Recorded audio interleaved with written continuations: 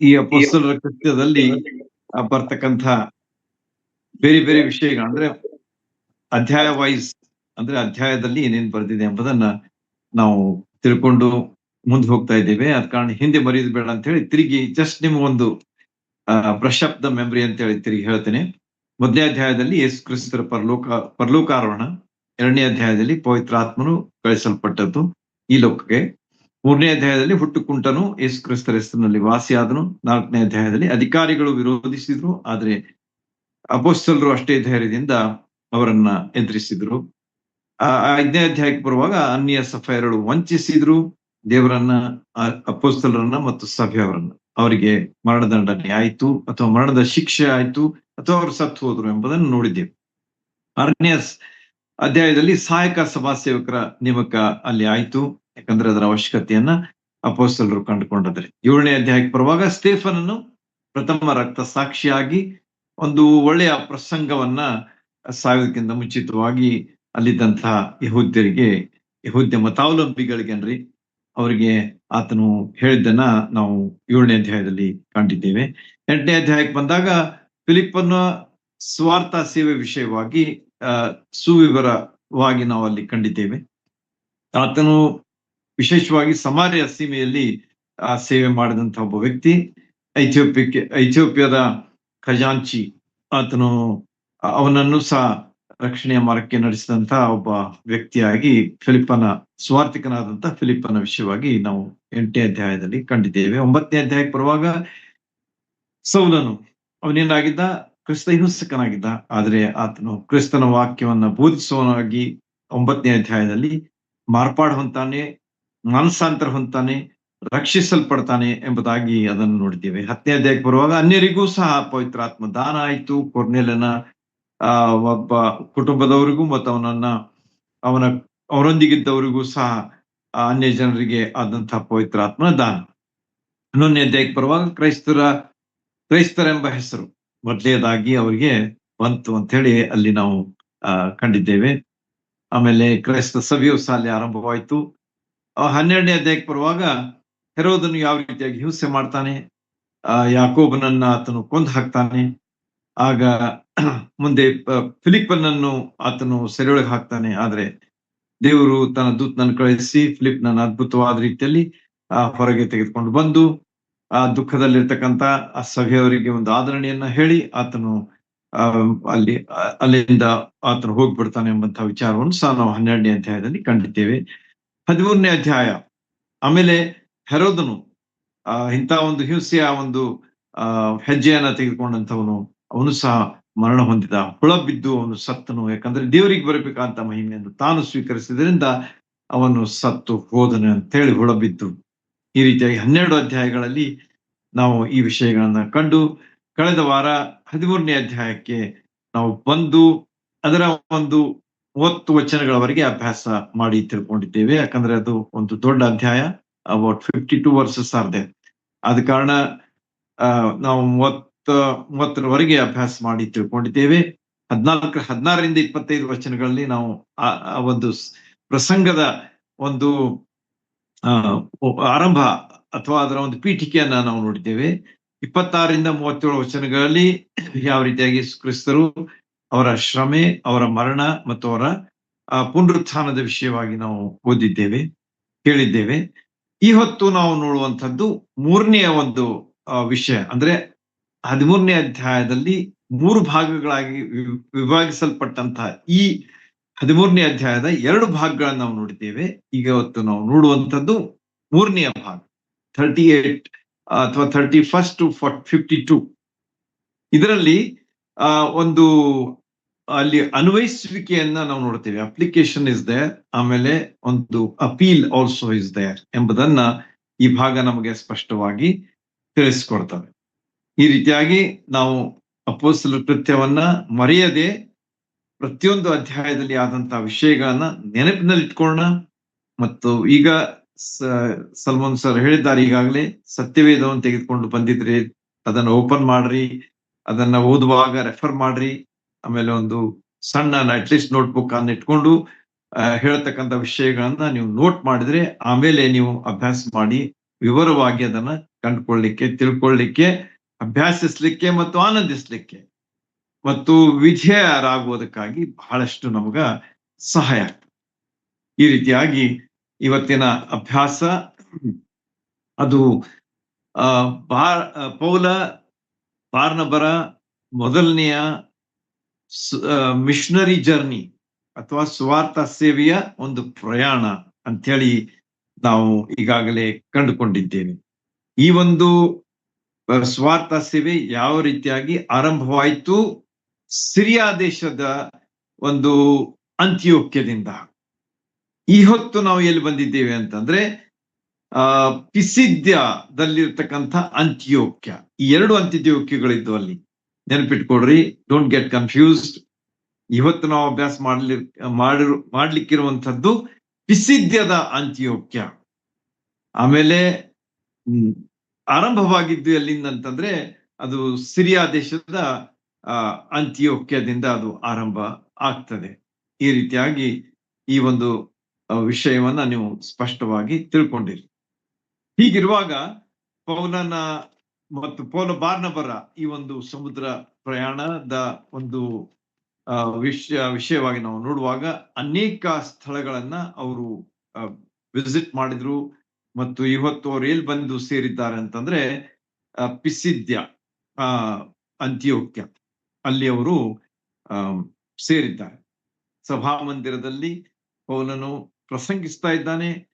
ಬಹಳ ಅದ್ಭುತವಾದ ಒಂದು ಪ್ರಸಂಗ ಒಂದಾಗಿತ್ತು. ಮತ್ತು ಅವರು ಯೆರೂಸಲೇಮಿಗೆ ಹೋದ ಯಾರು ಅಂತ ಹೇಳಿ ಅದನ್ನು ಸಹ ನಾವು ನೋಡಿದ್ದೇವೆ ಕಳೆದ ಸಾರಿ. ಜಾನ್ ಮಾರ್ಕ್, ಸಹಾಯಕ ಪರಿಚಾರಕ ಎಂಬುದಾಗಿ ಬರುವಂತ ಜಾನ್ ಮಾರ್ಕ್ನು 5 ಅವನ ಕಾರಣಗಳನ್ನ ನಾವು ಅಲ್ಲಿ ಹೇಳಿದೆ ನಿಮಗೆ, ಜಸ್ಟ್ ಒಂದು ತಿಳುವಳಿಕೆಗಾಗಿ. ಆದ್ರೆ ಅವನು ತಿರುಗಿ ಹೋಗ್ಬಿಟ್ಟ ಅಂತ ಹೇಳಿ ಅವನ ಬಗ್ಗೆ ಸಹ ನಾವು ಕಂಡುಕೊಂಡಿದ್ದೇವೆ. ಇವತ್ತು ಪಿಸಿದ್ಯದ ಅಂತ್ಯೋಕ್ಯದಲ್ಲಿ ಇತಿಹಾಸ ಹೇಳ್ತಾ ಇದ್ದಾನೆ. ಇಸ್ರಾಯೇಲರ ಇತಿಹಾಸವನ್ನ ಪೌಲನು ಸುಂದರವಾಗಿ ಅವ್ರ ಮುಂದೆ ಬಿಚ್ಚಿಡ್ತಾ ಇದ್ದಾನೆ, ವಿವರಿಸ್ತಾ ಇದ್ದಾನೆ, ತಿಳಿಸ್ಕೊಡ್ತಾ ಇದ್ದಾನೆ. ಆದ್ರೂ ಕೂಡ ಅವರ ಒಂದು ಲಕ್ಷ್ಯ ಇನ್ನೂ ಕೇಂದ್ರೀಕೃತ ಆಗ್ತಾ ಇಲ್ಲ.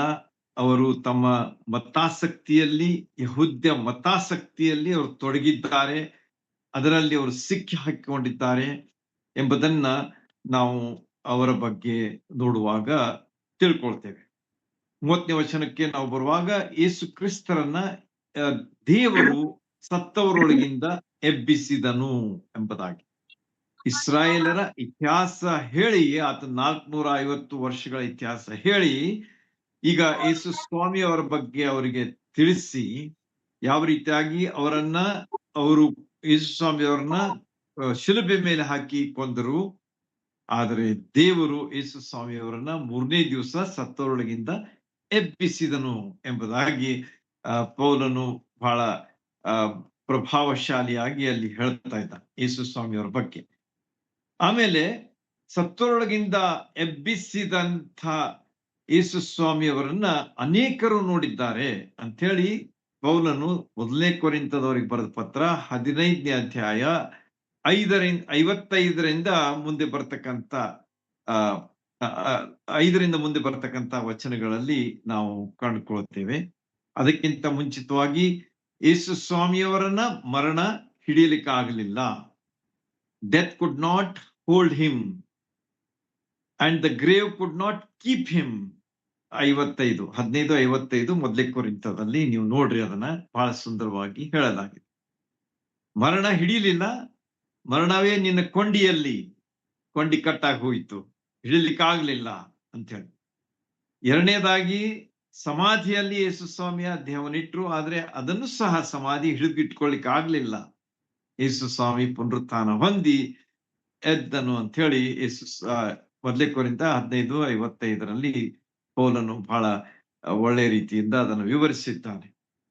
ಈ ರೀತಿಯಾಗಿ ಮರಣ ಮತ್ತು ಸಮಾಧಿಯ ವಿಷಯ ನಾವು ಪೌಲನ ವಿವರಣೆಯಲ್ಲಿ ಕಾಣ್ತೇವೆ. ಮುಂದೆ ಆತನನ್ನ ನಂಬಿದವರಿಗೆ ಮರಣದಿಂದ ಪುನರುತ್ಥಾನವನ್ನ ಯೇಸು ಸ್ವಾಮಿ ನಮಗೆ ತಿಳಿಸ್ಕೊಡ್ತಾರೆ. ಅಂದ್ರೆ ಯೇಸು ಸ್ವಾಮಿಯ ಪುನರುತ್ಥಾನದಿಂದ ನಮಗೂ ಸಹ ಪುನರುತ್ಥಾನ ಇದೆ ಎಂಬಂಥ ಅದ್ಭುತ ಸತ್ಯವನ್ನ ಯೇಸು ಸ್ವಾಮಿಯ ಪುನರುತ್ಥಾನದಿಂದ ನಾವು ಕಂಡುಕೊಳ್ತೇವೆ. ನಾವು ಈ ಲೋಕದಲ್ಲಿ ಒಂದಿಲ್ಲ ಒಂದ್ ದಿವಸ ಬಿಡ್ಬೇಕು, ಆದ್ರೆ ನಮಗೂ ಸಹ ಪುನರುತ್ಥಾನ ಆಗ್ತದೆ ಎಂಬುದನ್ನ ಪೌಲನು ತನ್ನ ಯೇಸು ಸ್ವಾಮಿಯ ಪುನರುತ್ಥಾನದ ಮೂಲಕವಾಗಿ ತಿಳಿಸ್ಕೊಟ್ಟಿದ್ದಾನೆ. ಯೇಸು ಸ್ವಾಮಿಯವರು ಮಧ್ಯಾಕಾಶಕ್ಕೆ ಬರುವಾಗ ಸತ್ತವರು ಪುನರುತ್ಥಾನ ಹೊಂದ್ತಾರೆ, ಅಂದ್ರೆ ಎಬ್ಸಲ್ಪಡ್ತಾರೆ. ಆಮೇಲೆ ನಂಬಿ ಜೀವಿಸುವವರು ಸಹ ಮಾರ್ಪಾಡು ಹೊಂದಿ ಅವರು ಯೇಸು ಸ್ವಾಮಿಯ ಬಳಿಗೆ ಇಬ್ಬರು ಕೂಡಿ ಹೋಗ್ತಾರೆ, ಎರಡು ಗುಂಪಿನವರು ಹೋಗ್ತಾರೆ ಎಂಬ ವಿಷಯವನ್ನ ನಾವು ಮೊದಲೇ ತೆಸಲೋನಿಕ 4ನೇ ಅಧ್ಯಾಯ 18ರಿಂದ ಬರ್ತಕ್ಕಂಥ ಮುಂದಿನ ವಚನಗಳಲ್ಲಿ ಅದನ್ನ ಕಾಣ್ತೇವೆ. ಹೀಗಿರುವಾಗ ಪುನರುತ್ಥಾನದ ಮಹತ್ವ ಎಷ್ಟು ದೊಡ್ಡದು ಅಂತ ಹೇಳಿ ಈ ಭಾಗದಿಂದ ನಾವು ಕಂಡುಕೊಳ್ತೇವೆ. ಮುಂದೆ ಏನಾಗ್ತದೆ ಅಂತಂದ್ರೆ ಸೈತಾನನ ಶಕ್ತಿಯಾದಂತಹ ಮರಣವನ್ನ ಯೇಸು ಸ್ವಾಮಿ ಮುರಿದು ಹಾಕಿದ್ರು ಅಥವಾ ಅದನ್ನ ಜಜ್ಜಿ ಬಿಟ್ರು. ಆದಿಕಾಂಡ 3ನೇ ಅಧ್ಯಾಯದಲ್ಲಿಯೇ ಅದನ್ನ ಹೇಳಲಾಗಿತ್ತು. ಏನಂತ ಹೇಳಿ, ಸೈತಾನನು ಅಂದ್ರೆ ಈ ಸರ್ಪ ನಿನ್ನ ಹಿಮ್ಮಡವನ್ನು ಕಸ್ತದೆ, ನೀನು ಅದರ ಹೆಡೆಯನ್ನ ಜಜ್ಜುತ್ತಿ ಎಂಬುದಾಗಿ. ಆ ಮರಣ ಸೈತಾನನ ಸೂಚಿಸುವಂತ ಮರಣ ಅದೇನಾಗಿತ್ತಂತ ಅದನ್ನ ಯೇಸು ಸ್ವಾಮಿ ಜಯಿಸಿದ್ರು, ಅದನ್ನ ಜಜ್ಜಿ ಹಾಕಿದ್ರು ಎಂಬುದಾಗಿ ಯೇಸು ಸ್ವಾಮಿಯ ಮರಣ ಪುನರುತ್ಥಾನಗಳು ನಮಗೆ ಇವತ್ತು ತಿಳಿಸ್ಕೊಡ್ತವೆ. ಹಾಗಾದ್ರೆ ಇಲ್ಲಿ ಪೌಲನು ಹೇಳ್ತಾನೆ, ಯೇಸು ಸ್ವಾಮಿಯವರು ಅನೇಕರಿಗೆ ತೋರಿಸ್ಕೊಂಡ್ರು ಅಂತ ಹೇಳಿ 15ನೇ ಅಧ್ಯಾಯ 1 ಕೊರಿಂಥ 5ನೇ ವಚನದಲ್ಲಿ ಹೇಳ್ತಾನೆ. ಮೊದಲನೇದಾಗಿ 5ನೇ ವಚನದಲ್ಲಿ ಕೇಫನಿಗೆ, ಅಂದ್ರೆ ಕೇಫ್ ಅಂತಂದ್ರೆ ಇವ ಸೈಮನ್ ಪೀಟರ್, ಸಿಮೋನ್ ಪೇತ್ರನಿಗೆ ಆತನು ಕಾಣಿಸ್ಕೊಳ್ತಾನೆ. ಆಮೇಲೆ 11ನೇ ವಚನಕ್ಕೆ ಬರುವಾಗ ಅಲ್ಲಿ ಮತ್ತೊಬ್ಬ ಅಪೋಸ್ತಲನಿಗೆ ಆತನು ಕಾಣ್ತಾನೆ ಅಂತ ಹೇಳ್ತಾನೆ. ಒಂದೇ ಸಮಯದಲ್ಲಿ 500ಕ್ಕಿಂತಲೂ ಹೆಚ್ಚು ಮಂದಿಗೆ ಆತನು ಕಾಣಿಸಿಕೊಂಡನು ಅಂತೆಂಬುದಾಗಿಯೂ ಸಹ ಅದೇ 15ನೇ ಅಧ್ಯಾಯ 5, 6 ಮುಂದಿನ ವಚನಗಳಲ್ಲಿ ಹೇಳಲಾಗಿದೆ. ಅದನ್ನ ಮೋಸ್ಟ್ಲಿ 500ಕ್ಕಿಂತ ಹೆಚ್ಚು ಅಂತಂದ್ರೆ ಮತ್ತಾಯನ ಸುವಾರ್ತೆಯಲ್ಲಿ ಕೊನೆಯ ಅಧ್ಯಾಯದಲ್ಲಿ ಅದನ್ನ ನಾವು ನೋಡ್ತೇವೆ. ಅಪೊಸ್ತಲರು ಇದ್ರು ಮತ್ತು ಬೇರೆ ಜನರು ಸಹ ಅಲ್ಲಿ ಇದ್ರು ಎಂಬುದಾಗಿ ಅಲ್ಲಿ ನಮಗೆ ತಿಳಿಸಲಾಗಿದೆ.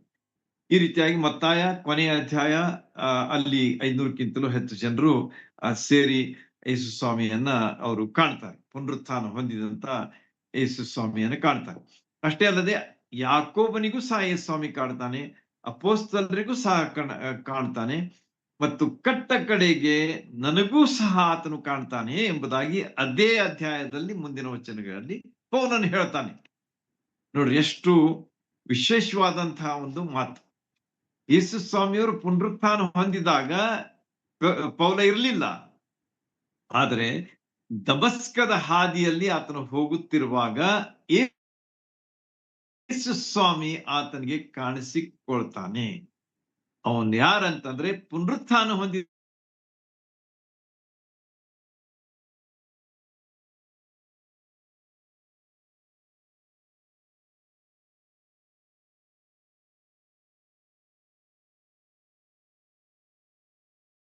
ಲಾರ್ಡ್ ಜೀಸಸ್ ಕ್ರೈಸ್ಟ್ ಅದರಲ್ಲಿ ಕಾಣಿಸ್ಕೊಳ್ತಾರೆ. ಅವು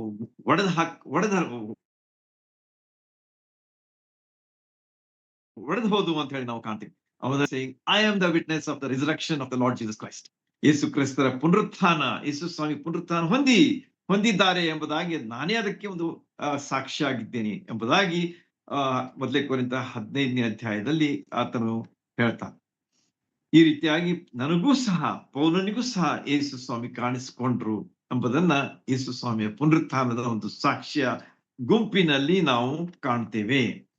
ದೇವರ ಸಭೆಯ ಹಿಂಸೆ ಪಡಿಸಿದ್ರಿಂದ ನಾನು ಅಪೊಸ್ತಲನಾಗಿ ಎಣಿಸಿಕೊಳ್ಳಿಕ್ಕೂ ಸಹ ನಾನು ಹಿಂದೆ ಮುಂದೆ ನೋಡ್ತೇನೆ ಎಂಬುದಾಗಿ ಅಲ್ಲಿ ಪೌಲನು ಹೇಳ್ತಾನೆ. ಅಂದ್ರೆ ನಾನು ಯೋಗ್ಯನಲ್ಲ ಅಂತ ಹೇಳ್ತಾನೆ. I am not worthy to be called as an apostle because I was the persecutor of the church of the Lord Jesus Christ ಎಂಬುದಾಗಿ ಪೌಲನು ಅಲ್ಲಿ ಬಹಳಷ್ಟು ಮನ ನೊಂದವನು ಮತ್ತು ಬಹಳಷ್ಟು ಅಲ್ಲಿ ಒಂದು ಬಹಳ ಒಂದು ತಗ್ಗಿಸಿಕೊಂಡವನಾಗಿ ಇಲ್ಲಿ ಆ ಮಾತನ್ನ ಹೇಳ್ತಾರೆ. ಅಷ್ಟೇ ಅಲ್ಲದೆ ನಾನು ಈಗ ಏನಾಗಿದ್ದೇನೆ ಅದು ಕೇವಲ ದೇವರ ಕೃಪೆಯಿಂದಲೇ ಅಂತ ಹೇಳ್ತಾನೆ. ನೋಡ್ರಿ ಅವನಲ್ಲಿ ಎಷ್ಟು ಮಾರ್ಪಾಟ್ ಆಗಿದೆ ಎಂಬುದು ಇದಕ್ಕೆ ಈ ಒಂದು ಮಾತು ಸಾಕ್ಷಿಯಾಗಿದೆ. ಅದನ್ನು ಓದ್ರಿ, ಅದನ್ನ ಮೊದಲೇ ಕೊರಿಂಥ 15ನೇ ಅಧ್ಯಾಯದ 5ನೇ ವಚನದಿಂದ ಮುಂದೆ ಬರ್ತಕ್ಕಂಥ ಮಾತುಗಳಲ್ಲಿ ಈ ವಿಷಯಗಳು ನಮಗೆ ಸ್ಪಷ್ಟವಾಗಿ ಕಂಡು ಬರ್ತವೆ. ಆತನು ಹೇಳ್ತಾನೆ, ನಾನು ಈಗೇನಿದ್ದೇನೆ ಅದು ಕೇವಲ ದೇವರ ಕೃಪೆ ಆಗಿದೆ ಅಂತ ಹೇಳ್ತಾನೆ. ಮೊದ್ಲಿಗೆ ಅವನೇನಾಗಿದ್ದ, ನಾನು ದೊಡ್ಡ ಮನುಷ್ಯ ಅಂತ ಹೇಳ್ತಿ ಕೌಂಟ್ ಮಾಡ್ಕೊಳ್ತಿದ್ದ ಅವನನ್ನು. ನಾನು ಫರಿಸಾಯನು, ನಾನು ಗಮಲಿಯಲ್ನ ಶಿಷ್ಯನು, ನಾನು ಬಹಳ ಅಭ್ಯಾಸ ಮಾಡಿದವನು ಅಂತ ಹೇಳಿ ಅವನು ಏನ್ ಮಾಡಿದ್ದ, ಕ್ರೈಸ್ತ ಸಭೆಯ ಹಿಂಸಕನಾಗಿದ್ದ. ಆದರೆ ಈ ಹೊತ್ತು ಆತನು ಹೇಳುವುದೇನಂತಂದ್ರೆ, ನಾನು ಎಂಥವನಾಗಿದ್ದೇನೋ ಅದು ಕೇವಲ ದೇವರ ಕೃಪೆಯಿಂದಲೇ ಎಂಬುದಾಗಿ ಆತನು ತನ್ನನ್ನ ಪೂರ್ಣವಾಗಿ ತಗ್ಗಿಸಿಕೊಂಡು ಈ ಮಾತನ್ನ ಹೇಳ್ತಾ ಇದ್ದಾನೆ. ಆದ ಕಾರಣ ಆತನು ಇನ್ನು ಹೇಳ್ತಾನೆ, ಎಲ್ಲರಿಗಿಂತ ನಾನು ಹೆಚ್ಚಾಗಿ ಸೇವೆ ಮಾಡಿದ್ದೇನೆ, ದೇವರ ಕೃಪೆಯಿಂದ ಎಲ್ಲರಿಗಿಂತ ನಾನು ಹೆಚ್ಚು ಸೇವೆ ಮಾಡಿದ್ದೇನೆ ಎಂಬುದನ್ನು ಸಹ ಹೇಳ್ತಾನೆ. ಯಾಕಂದ್ರೆ ಅವನ ಸೇವೆನ ಆಗಿತ್ತು, ಅದು ಅನ್ಯ ಜನರ ಮಧ್ಯದಲ್ಲಿ ಮಾಡಿದಂತ ಸೇವೆ ಆಗಿತ್ತು. ಉಳಿದ ಅಪೊಸ್ತಲರು ಮೊದಲು ಮಾಡಿದ್ದನ್ನ ನಾವು ನೋಡಿದ್ದೇವೆ. ಇಸ್ರಾಯೇಲ್ ದೇಶದಲ್ಲಿ ಅಂದ್ರೆ ಗಲಿಲಾಯ, ಸಮಾರ್ಯ ಮತ್ತು ಯೂದಾಯ ಈ ಭಾಗಗಳಲ್ಲಿ ಅವರು ಮಾಡಿದ್ರು ಸೇವೆ ನಿಜ. ಆದ್ರೆ ಪೌಲನ ಒಂದು ಸೇವಾ ಕ್ಷೇತ್ರ ಏನಾಗಿತ್ತು ಅಂತಂದ್ರೆ, it was very very wide. ಯಾಕಂದ್ರೆ ಅವನ್ ಏನ್ ಮಾಡ್ಬಿಟ್ಟ ಅಂತಂದ್ರೆ, ಯೇಸು ಸ್ವಾಮಿ ಅವರು ಹೇಳಿದ್ರಲ್ಲ, ನೀವೇನ್ ಮಾಡ್ರಿ, ಲೋಕದ ಕಟ್ಟ ಕಡೆಯವರೆಗೆ ಹೋಗಿ ಸ್ವಾರ್ಥಿಯನ್ನ ಸಾರಿರಿ ಎಂಬುದಾಗಿ. ಆ ಒಂದು ಸೇವೆಯನ್ನ ಮಾಡಿದವರಲ್ಲಿ ಪೌಲನು ನಮಗೆ ಕಂಡು ಬರ್ತಾನೆ. ಅವನು ಮಾಡಿದಂತಹ 3 ಸಮುದ್ರ ಪ್ರಯಾಣಗಳು ನಮಗೆ ತೋರಿಸ್ಕೊಡ್ತವೆ ಏನಂತ ಹೇಳಿ, extensive work that Paul has done. ಅಂದ್ರೆ ಬಹಳ ವಿಸ್ತೃತವಾದಂತ ಸೇವೆಯನ್ನ, ಅಂದ್ರೆ ಭಾಗಗಳಲ್ಲಿ ಹೋಗಿ ಆತನು ಸೇವೆ ಮಾಡಿದ್ದಾನೆ ಎಂಬುದನ್ನ ನಾವು ಪೌಲನ ಬಗ್ಗೆ ನೋಡುವಾಗ ಅವನು ಹೇಳಿದ್ದು ಮಾತು ಎಷ್ಟೋ ನಿಜ. ಎಲ್ಲರಿಗಿಂತ ಹೆಚ್ಚಾಗಿ ನಾನು ದೇವರ ಕೃಪೆಯಿಂದ ಸೇವೆ ಮಾಡಿದ್ದೇನೆ ಎಂಬಂತ ಸಾಕ್ಷಿಯನ್ನು ಪೌಲನು ಕೊಡ್ತಾ ಇರುವುದು ನಮಗ ಇಲ್ಲಿ ಕಂಡು ಬರ್ತದೆ. ಆದ ಕಾರಣ ಪೌಲನ ಸೇವೆಯ ಒಂದು ವೈಶಿಷ್ಟ್ಯವನ್ನ ನಾವು ಇಲ್ಲಿ ಕಾಣ್ತೇವೆ. ಅದು ಎಷ್ಟು ವಿಸ್ತೃತವಾಗಿತ್ತು ಎಂಬುದನ್ನು ಸಹ ನಾವು ನೋಡ್ತೇವೆ. ಅದೇ ರೀತಿಯಾಗಿ ಆತನು ತನ್ನನ್ನ ಪೂರ್ಣವಾಗಿ ತಗ್ಗಿಸಿಕೊಂಡು ಇಲ್ಲಿ ಹೇಳ್ತಾನೆ ಏನಂತ ಹೇಳಿ, ನಾನು ಎಂಥವನಾಗಿದ್ದೇನೋ ಅದು ಕೇವಲ ದೇವರ ಕೃಪೆಯಿಂದಲೇ. ಈ ಮಾತನ್ನ ಎಲ್ಲರೂ ಬರೆದಿಟ್ಕೊಳ್ರಿ. ನಾವು ಅದನ್ನು ಯಾವಾಗಲೂ ಏನಾಗಿದ್ದೇವೆ, ದೇವರ ಕೃಪೆಯಿಂದಲೇ, ಬೈ ಗಾಡ್ಸ್ ಗ್ರೇಸ್ ಎಂಬುದಾಗಿ ಇದನ್ನ ನಾವು ತಿಳ್ಕೊಂಡಿರೋಣ. ನಾವು ದೊಡ್ಡವರಾಗಿದ್ದೇವೆ ಆದ ಕಾರಣ ಇದ್ದೇವೆ, ಅಥವಾ ನಾವು ಬಹಳ ಕಲಿತವರಾಗಿದ್ದೇವೆ ನಾವು ಆದ ಕಾರಣ ನಾವು ಇದ್ದೇವೆ, ನಾವು ಬಹಳಷ್ಟು ಶ್ರೀಮಂತರಾಗಿದ್ದೇವೆ ಆದ ಕಾರಣ ಇದ್ದೇವೆ. ಅದಕ್ಕೆ ಯಾವ ಒಂದು ಬೆಲೆ ಇಲ್ಲ, ಅದಕ್ಕೆ ಯಾವ ಬೆಲೆನೂ ಇಲ್ಲ. ಕೇವಲ ದೇವರ ಕೃಪೆಯಿಂದ ನಾವು ಏನಾಗಿದ್ದೇವೆ, ಆಗಿದ್ದೇವೆ ಎಂಬುದಾಗಿ ನಾವು ಹೇಳುವುದು. ಅದರಲ್ಲಿ ಎಲ್ಲವೂ ಇದೆ. ಯಾಕಂದ್ರೆ ದೇವರ ಕೃಪೆ ಅಷ್ಟು ದೊಡ್ಡದಾಗಿದೆ. ಆ ದೊಡ್ಡದಾದಂತಹ ದೇವರ ಕೃಪೆಗೆ ನಾವು ಸಾಕ್ಷಿಯಾಗಿ ಯಾವಾಗಲೂ ಜೀವಿಸಬೇಕು ಎಂಬುದನ್ನ ಪೌಲನ ಮೂಲಕ ತಿಳ್ಕೊಳ್ಳೋಣ, ಕಂಡುಕೊಳ್ಳೋಣ, ಕಲಿಯೋಣ, ಮತ್ತು ಅದರ ಪ್ರಕಾರ ನಾವು ಜೀವಿಸೋಣ. ಓಕೆ, ನಾವು ಮುಂದೆ ಹೋಗೋಣ. ಈಗ 32, 33 ವಚನಗಳಲ್ಲಿ ದೇವರು ತನ್ನ ಪಿತೃಗಳಿಗೆ ಮಾಡಿದ ವಾಗ್ದಾನವನ್ನ ಕರ್ತನಾದ ಯೇಸು ಕ್ರಿಸ್ತನಲ್ಲಿ ನಾವು ಆತನ ಶುಭ ಸಮಾಚಾರದಲ್ಲಿ ಪೌಲನು ಹೇಳ್ತಾನೆ. ಅಂದ್ರೆ ಯೇಸು ಸ್ವಾಮಿ ಅವರು ಯಾವ ರೀತಿಯಾಗಿ ವಾಗ್ದಾನ ಮಾಡಿದಂತಹ ಯೇಸು ಕ್ರಿಸ್ತ ಆ ಸಮಯದಲ್ಲಿ ಆತನು ಬರ್ತಾನೆ ಎಂಬ ಶುಭ ಸಮಾಚಾರವನ್ನ ಅವರಿಗೆ ಹೇಳಿದ. ಆಮೇಲೆ 33ನೇ ವಚನಕ್ಕೆ ಬರುವಾಗ ಅಲ್ಲಿ ಅನೇಕ ಏನಂತಾರೆ, ಅವುಗಳಿಗೆ ಸಪೋರ್ಟಿಂಗ್, ಅವುಗಳಿಗೆ ಅಂದ್ರೆ ಬಹಳಷ್ಟು ಸಹಾಯಕಾರಿಯಾದಂತಹ ಭಾಗಗಳನ್ನ ಪೌಲನು ಇಲ್ಲಿ ಉಲ್ಲೇಖಿಸ್ತಾ ಇದ್ದಾನೆ, ಅಥವಾ ಅವುಗಳ ಸಹಾಯವನ್ನು ಪಡೆದು ಆತನು ವಿವರಿಸ್ತಾ ಇದ್ದಾನೆ. This is a very important thing that we should always remember. ಯಾಕಂದ್ರೆ ನಾನು ಹೇಳ್ತೇನೆ ನಿಮ್ಗೆ, ದೇವ್ರ ವಾಕ್ಯದಲ್ಲಿ ಬರೆದಂತ ಒಂದೊಂದು ಶಬ್ದ, ಒಂದೊಂದು ಅಕ್ಷರ ಅಂದಿರ್ಬೇಕಾದ್ರೆ ಅದರಲ್ಲಿ ಮಹತ್ವ ಇದೆ, ಅದರಲ್ಲಿ ಅರ್ಥ ಇದೆ ಎಂಬುದನ್ನ ನಾವು ತಿಳ್ಕೊಂಡಿರ್ಬೇಕು. ಈಗಾಗಲೇ ಸಹೋದರು ಓದಿದ್ರು, ಅದರಲ್ಲಿ ಎಷ್ಟು ಅರ್ಥ ಇದೆ ಎಂಬುದನ್ನ ನಾವು ತಿಳ್ಕೊಳ್ಬೇಕಾದದ್ದು ಬಹಳ ಅವಶ್ಯ. ಇಲ್ಲಿ 34ರಿಂದ 37, 38 ವಚನಗಳಲ್ಲಿ ನೀವು ನೋಡುವಾಗ ಪೌಲನು ಅನೇಕ ಸತ್ಯವೇದದ ಭಾಗಗಳನ್ನ ಒಂದು ಅದಕ್ಕೆ ಸಹಾಯಕಾರಿಯಾಗಿ ಇಲ್ಲಿ ಉಪಯೋಗಿಸುವುದನ್ನ ನಾವು ಕಾಣ್ತೇವೆ. ಮೊದಲನೇದಾಗಿ ಆತನ ಏನ್ ಹೇಳ್ತಾನೆ ನೋಡ್ರಿ, ನೀನು ನನಗೆ, ಅದು ಇದು 33ನೇ ವಚನದಲ್ಲಿ ಕೊನೆ ಭಾಗದಲ್ಲಿ ಬರೋದು, ನೀನು ನನಗೆ ನೀನು ಮಗನು, ನಾನೇ ಹೊತ್ತು ನಿನ್ನನ್ನ ಪಡೆದಿದ್ದೇನೆ ಎಂದು 2ನೇ ಕೀರ್ತನೆಯಲ್ಲಿ ಬರುವ ಮಾತು ನೆರವೇರಿತು ಎಂಬುದಾಗಿ.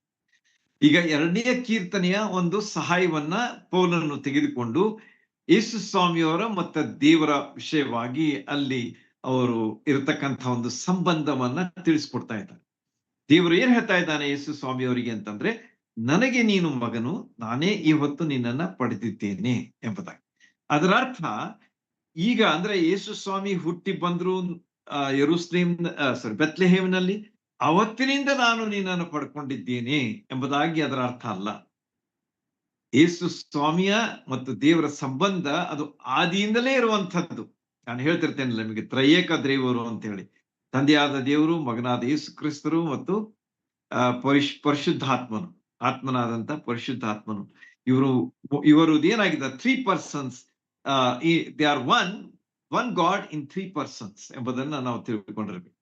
3 ವ್ಯಕ್ತಿಗಳು ಬೇರೆ ಬೇರೆ ಅಲ್ಲ, ಆದ್ರೆ ಒಬ್ಬನೇ ದೇವರು 3 ವ್ಯಕ್ತಿಗಳಾಗಿ ಅಲ್ಲಿ ತಮ್ಮ ಕೆಲಸವನ್ನ ಮಾಡ್ತಾ ಇರುವುದನ್ನ ನಾವು ತಿಳ್ಕೊಂಡಿರ್ಬೇಕು. ಮತ್ತು ಇವತ್ತು ದೇವರು ಯೇಸು ಸ್ವಾಮಿಯವರ ಬಗ್ಗೆ 2ನೇ ಕೀರ್ತನೆಯಲ್ಲಿ ಹೇಳಿದಂತಹ ಮಾತು, 7ನೇ ವಚನದಲ್ಲಿ ಹೇಳಿದಂತಹ ಮಾತು ಅದನ್ನ ನಮಗೆ ತೋರಿಸ್ಕೊಡ್ತಾರೆ.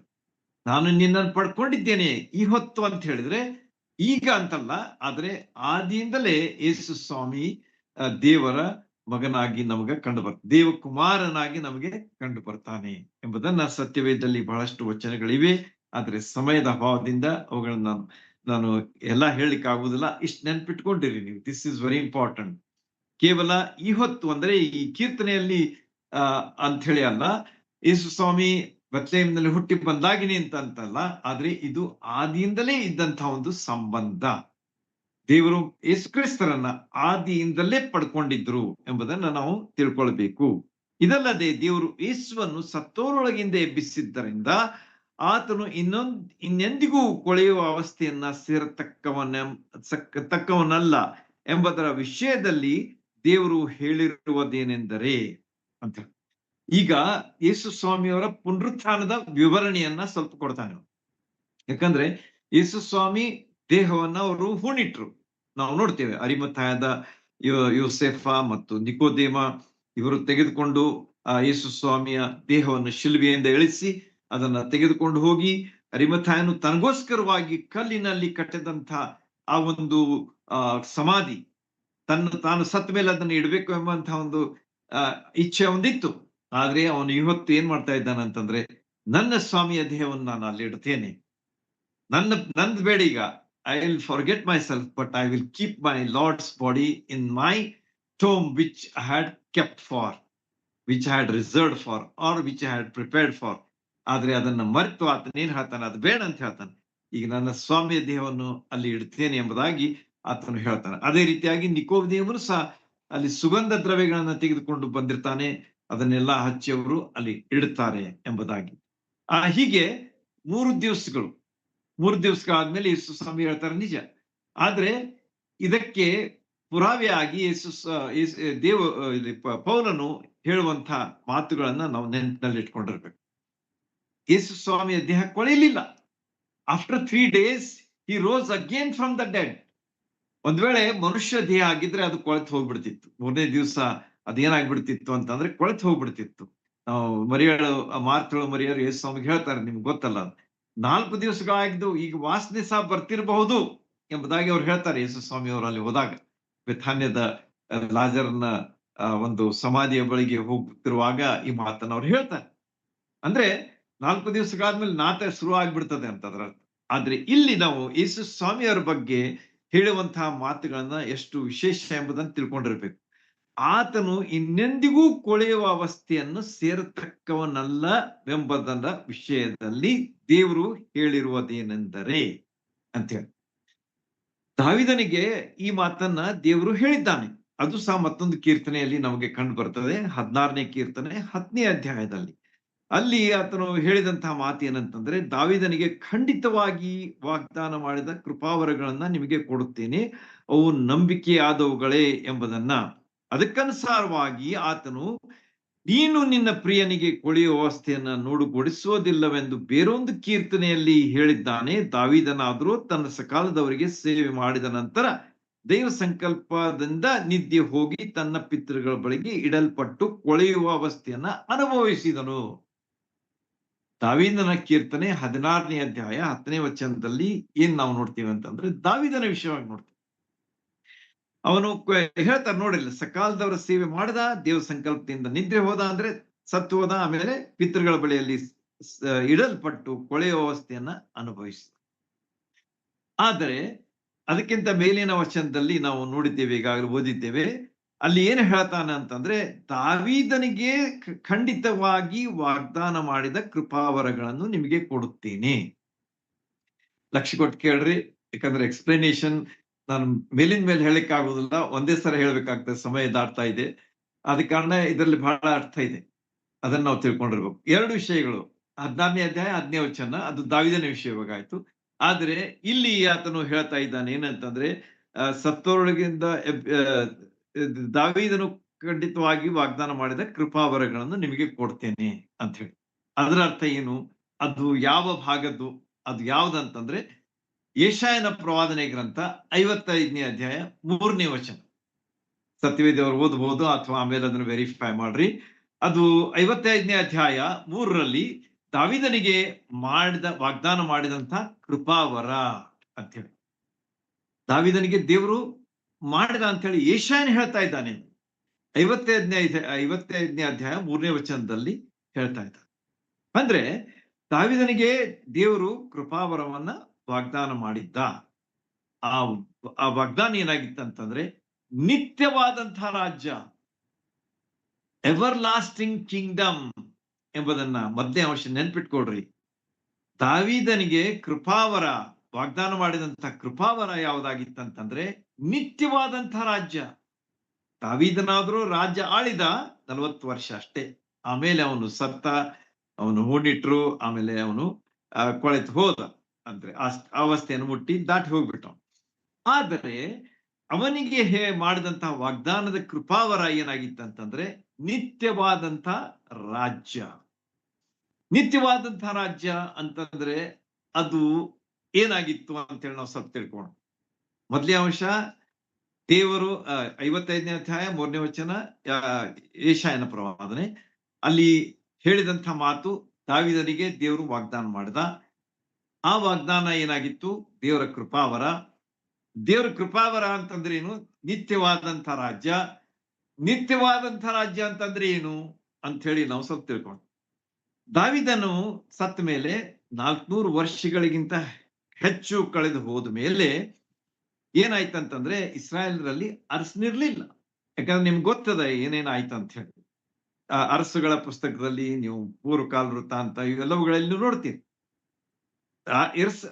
ದಾವೀದನು ಸತ್ತು ಹೋದ್ಮೇಲೆ ಬೇರೆ ಅರಸುಗಳಾದ್ರು, ಆಮೇಲೆ ಏನಾದ್ರು ಇಸ್ರಾಯೇಲರಲ್ಲಿ ಅರಸರೇ ಉಳಿಲಿಲ್ಲ. ಆಮೇಲೆ ಏನಾಗ್ತದೆ ಅಂತಂದ್ರೆ ದಾವೀದನ ವಂಶಾವಳಿಯಲ್ಲಿ ಒಂದು ವಿಶೇಷವಾದಂತಹ ಘಟನೆ ಜರುಗ್ತದೆ. ದಾವೀದನ ವಂಶಾವಳಿಯಲ್ಲಿ ಯೋಸೇಫನ ಮೂಲಕವಾಗಿ ನಜರೇತಿನ ಯೇಸು ಹುಟ್ಟಿ ಬರ್ತಾನೆ ಎಂಬುದಾಗಿ ನಮಗ ಯೇಸು ಸ್ವಾಮಿಯ ವಂಶಾವಳಿಯನ್ನ ನಾವು ಮತ್ತಾಯನ ಸುವಾರ್ತೆ, ಲೂಕನ ಸುವಾರ್ತೆ, 2 ಸ್ವಾರ್ಥಿಗಳಲ್ಲಿ ಈ ವಿಷಯವನ್ನ ನಾವು ಸ್ಪಷ್ಟವಾಗಿ ಕಂಡುಕೊಳ್ತೇವೆ. ನೋಡ್ರಿ, ಅರ್ಥ ಮಾಡ್ಕೊಡ್ರಿ. ನಿತ್ಯ ರಾಜ್ಯದ ವಿಷಯವಾಗಿ ನಾವು ಈಗ ವಿಚಾರ ಮಾಡ್ತಾ ಇದ್ದೀವಿ. ಆ ನಿತ್ಯ ರಾಜ್ಯ ಯಾರ್ದು ಅಂತ ಹೇಳಿ ಈಗ ನಮಗ ದಾವೀದನಿಂದ, ಅವನ ವಂಶಾವಳಿಯಿಂದ, ಯೋಸೇಫನ ಮೂಲಕವಾಗಿ, ಅಂದ್ರೆ ಯೋಸೇಫನ ಅರ್ಥ್ಲಿ ಫಾದರ್ ಆಗಿದ್ದವನು, ಅಂದ್ರೆ ಲೋಕದ ರೀತಿಯಲ್ಲಿ ಆತನು. ಯಾಕಂದ್ರೆ ಯೇಸು ಸ್ವಾಮಿ ಪವಿತ್ರ ಆತ್ಮನಿಂದ ಹುಟ್ಟಿದಂತ ರಕ್ಷಕನಾಗಿದ್ದ, ದೇವರಾಗಿದ್ದ. ಆದ ಕಾರಣ ಆತನು ಯೋಸೇಫನ ವಂಶಾವಳಿಯಿಂದ ಹುಟ್ಟಿ ಬಂದಂತ ಯೇಸು ಸ್ವಾಮಿ ಆಗಿತ್ತು. ಯೇಸು ಸ್ವಾಮಿಯ ರಾಜ್ಯ ಅದು ಹೇಗಿದೆ? ಅದಕ್ಕೆ ಅಂತ್ಯ ಉಂಟು? ನೋಡ್ರಿ, ಎಲ್ಲಿಂದ ಎಲ್ಲಿ ಬಂದಿವಿ ನಾವೀಗ. ದಾವೀದನಿಗೆ ಕೊಡಲ್ಪಟ್ಟಂತ ವಾಗ್ದಾನ, ನಿತ್ಯ ರಾಜ್ಯ, ಕೃಪಾವರ. ಆ ಕೃಪಾವರ ದಾವೀದನ ವಂಶಾವಳಿಯಿಂದ ಯೋಸೇಫನ ತನಕ ಬಂದು ಅಲ್ಲಿ ಅದು ನಮಗ ಯೇಸು ಸ್ವಾಮಿಯವರ ತನಕ ಬಂದು ನಿಲ್ತದೆ. ಯೇಸು ಸ್ವಾಮಿಯವರ ಒಂದು ರಾಜ್ಯ ಅದು ನಿತ್ಯವಾದದ್ದು. ಹೇಗೆ? ಯೇಸು ಸ್ವಾಮಿಯವರು ಮರಣವನ್ನ ಜಯಿಸಿ ಪುನರುತ್ಥಾನ ಹೊಂದಿದ್ದರಿಂದ ಆ ಒಂದು ರಾಜ್ಯ ನಿತ್ಯವಾದಂತಹ ರಾಜ್ಯವಾಯಿತು. ಅರ್ಥ ಆಯ್ತು ಅನಿಸ್ತದೆ. ಯೇಸು ಸ್ವಾಮಿಯವರು ಮರಣವನ್ನ ಜಯಿಸಿ ಪುನರುತ್ಥಾನ ಹೊಂದಿದ್ರಿಂದ ಆ ರಾಜ್ಯ ನಿತ್ಯ ರಾಜ್ಯವಾಯಿತು. ಅದಕ್ಕೆ ಅಂತ್ಯನೇ ಇಲ್ಲ. ಯಾಕಂದ್ರೆ ಯೇಸು ಸ್ವಾಮಿಯವರು ಮರಣವನ್ನು ಜಯಿಸಿ ಪುನರುತ್ಥಾನ ಹೊಂದಿದ ಮೇಲೆ ಆ ರಾಜ್ಯ ಅಳಿಯದೇ ಇರುವಂತಹ ಒಂದು ರಾಜ್ಯ ಆಯ್ತು, ಉಳಿದಂಥ ರಾಜ್ಯವಾಯಿತು, ನಿತ್ಯವಾದಂಥ ರಾಜ್ಯವಾಯಿತು, ಎಂದಿಗೂ ಕೊನೆ ಇಲ್ಲದಂತಹ ಒಂದು ರಾಜ್ಯವಾಯಿತು ಎಂಬುದಾಗಿ ಅದರ ಬಗ್ಗೆ ನಾವು ಸ್ಪಷ್ಟವಾಗಿ ಇಲ್ಲಿ ಕಾಣ್ತೇವೆ. ಆದ ಕಾರಣ ದಾವೀದನ ಸಿಂಹಾಸನದಿಂದಲೇ ದಾವೀದನ ಕೃಪಾವರ ಕರ್ತನಾದ ಯೇಸು ಕ್ರಿಸ್ತರಲ್ಲಿ ಪೂರ್ತಿಯಾಯಿತು. ಯೆಶಾಯನು ಹೇಳಿದಂತಹ 55ನೇ ಅಧ್ಯಾಯದ 3ನೇ ವಚನ, ಯೇಸು ಸ್ವಾಮಿಯವರಲ್ಲಿ ಅದು ಪೂರ್ತಿ ಆಯಿತು. It is fulfilled. ಎಷ್ಟು ಸುಂದರವಾದಂತ ವಿಚಾರಗಳನ್ನ ಇಲ್ಲಿ ನಾವು ಕಾಣ್ತೇವೆ. ದೇವರ ವಾಕ್ಯದಲ್ಲಿ ಎಷ್ಟು ಸ್ಪಷ್ಟತೆ ಇದೆ ಎಂಬುದನ್ನ ನಾವು ತಿಳ್ಕೊಳ್ಬೇಕು. There is no ambiguity. ಇದರಲ್ಲಿ ಯಾವುದೇ ತರದ ಗೊಂದಲ ಇಲ್ಲ. Everything is crystal clear. ಆದ್ರೆ ಅದನ್ನ ನಾವು ಅರ್ಥ ಮಾಡಿಕೊಳ್ಬೇಕಾದದ್ದು ಬಹಳ ಅವಶ್ಯ. ಆದ ಕಾರಣ ಇಲ್ಲಿ ಏನಾಗ್ತಾ ಇದೆ ಅಂತಂದ್ರೆ, ದಾವೀದನ ಸಿಂಹಾಸನದಿಂದಲೇ ದಾವೀದನ ಕೃಪಾವರ ಕರ್ತನಾದ ಯೇಸು ಕ್ರಿಸ್ತರಲ್ಲಿ ಪೂರ್ತಿಯಾಗಿದೆ. ವಚನ 36. ಯೇಸು ಕ್ರಿಸ್ತರು ಮರಣದ ಮೇಲೆ ಜಯ ಹೊಂದಿದ ಕಾರಣ ಆ ವಾಗ್ದಾನ ನಿತ್ಯವಾಯಿತು ಅಂತ ಹೇಳಿ ನಮಗ ಅಲ್ಲಿ ತಿಳಿದು ಬರ್ತದೆ. ಈ ರೀತಿಯಾಗಿ 38ನೇ ವಚನಕ್ಕೆ ನಾವು ಬರುವಾಗ, ನಮ್ಮ ಈ ಲೋಕದ ಪಾಪದ ಶಿಕ್ಷೆಯನ್ನ ಹೊತ್ತು ಯೇಸು ಸ್ವಾಮಿ ತೀರಿಸಿದ ಕಾರಣ ನಮಗೆ ಏನಾಯ್ತು ಅಂತಂದ್ರೆ ಪಾಪ ಪರಿಹಾರ ದೊರೆಯಿತು. ಅಲ್ಲಿ ಮುಂದೆ ಆತನ ಹೇಳ್ತಾ ಹೋಗ್ತಾನೆ, ದಾವೀದನ ಅಂದ್ರೆ ಯೇಸು ಸ್ವಾಮಿಯವರ ಪುನರುತ್ಥಾನದ ವಿಷಯವಾಗಿ ಆತನು ತಿಳಿಸಿದ ಮೇಲೆ ಅಲ್ಲಿ 37ನೇ ವಚನದಲ್ಲಿ ನೋಡ್ರಿ ಏನ್ ಹೇಳ್ತಾನೆ ಅಂತಂದ್ರೆ, ದೇವರು ಎಬ್ಬಿಸಿದ ಆತನು ಕೊಳೆಯುವ ಅವಸ್ಥೆಯನ್ನ ಅನುಭವಿಸಲಿಲ್ಲ. ಅಂದ್ರೆ ಯೇಸು ಸ್ವಾಮಿ ಕೊಳೆಯುವಂತಹ ಅವಸ್ಥೆಯನ್ನ ಅನುಭವಿಸಲಿಲ್ಲ. ಆದ ಕಾರಣ ಅವರ ರಾಜ್ಯ ನಿತ್ಯ ರಾಜ್ಯವಾಯಿತು ಎಂಬುದಾಗಿ ಅಷ್ಟು ಹೇಳಿದ ಮೇಲೆ 38ನೇ ವಚನಕ್ಕೆ ಆತನು ಬಂದು ಅವರಿಗೆ ಒಂದು ಅಪ್ಲಿಕೇಶನ್ ಕೊಡ್ತಾನೆ.